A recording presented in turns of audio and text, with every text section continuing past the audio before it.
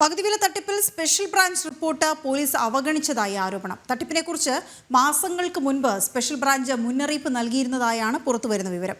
എന്നിട്ടും വേണ്ട മുൻകരുതൽ പോലീസ് എടുത്തില്ല എന്ന ആക്ഷേപം. CSR ഫണ്ടിന്റെ പേരിൽ വ്യാപക പണപ്പിരിവ് നടക്കുന്നുവെന്ന് 2024 ജൂലൈയിലാണ് സ്പെഷ്യൽ ബ്രാഞ്ച് റിപ്പോർട്ട് നൽകിയത്.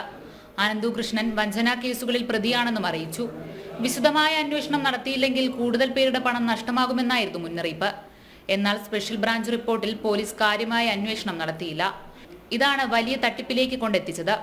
സ്പെഷ്യൽ ബ്രാഞ്ച് റിപ്പോർട്ട് ലഭിച്ചയുടൻ പോലീസ് ഉണർന്നു പ്രവർത്തിക്കുകയും കൃത്യമായ നടപടികൾ സ്വീകരിക്കുകയും ചെയ്തിരുന്നെങ്കിൽ ഇത്രയധികം ആളുകൾ തട്ടിപ്പിന് ഇരയാകുമായിരുന്നില്ല.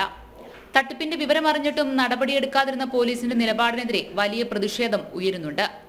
അതേസമയം 14 ജില്ലകളിലും തട്ടിപ്പ് നടത്തിയ അനന്തു കൃഷ്ണന്റെ 19 ബാങ്ക് അക്കൗണ്ടുകൾ പരിശോധിച്ചതിൽ നിന്ന് മാത്രം 33,000 പേരിൽ നിന്ന് പണം വാങ്ങിയിട്ടുണ്ടെന്നാണ് കണ്ടെത്തിയിരിക്കുന്നത്.